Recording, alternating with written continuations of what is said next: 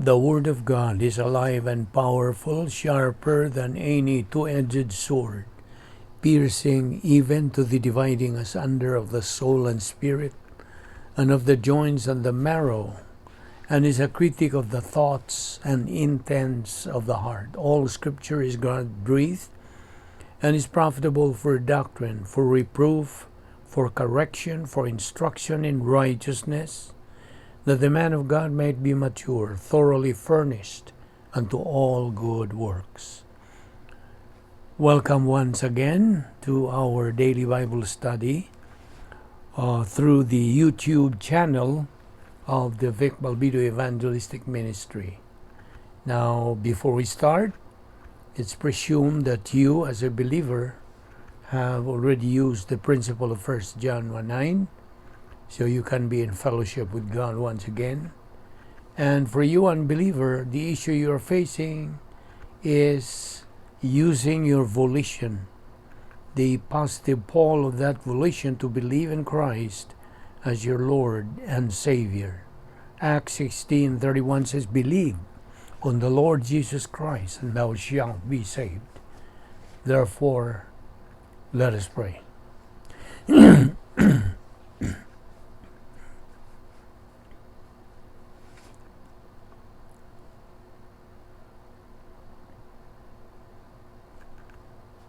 Father, we thank you for this opportunity once again of studying your word, and we thank you for the life that is still going on. This means that your plan is still working in our life.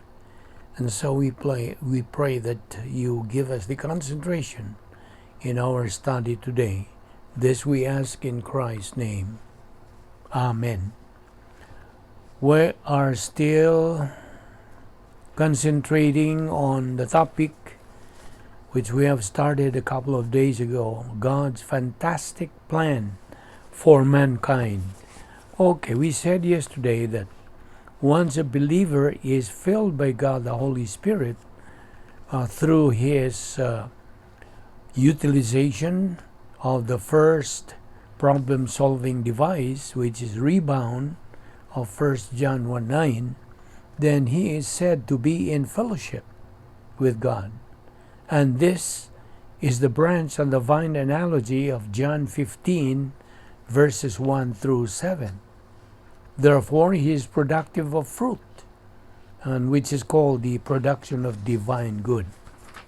In John 15, it is called fruit. In 1 Corinthians 3:12 through 15, it is called gold, silver, precious stones. In the context here, it is called good works. That's divine good. And divine good is related to fulfillment of the will of God, and related to, at the same time, spiritual love. Because divine good means it is the highest and the greatest good, in which the believer not only acts in his own best interest by the execution of the will of God, his adjustment to the righteousness of God, to the justice of God, to the omniscience of God, to the sovereignty of God, to all aspects of the divine essence. But he is adjusted to the standards of the Word of God through knowledge of the Word. And therefore, he acts in his own best interest, and he acts in the best interest of others. That's divine good. That's the greatest good for the greatest number. And because he produces divine good, automatically he has divine viewpoint, historical impact on himself, because every act of divine viewpoint, every act of faith, every act of positive volition and courage, and then empowers the believer to keep on going. He produces momentum in his own soul.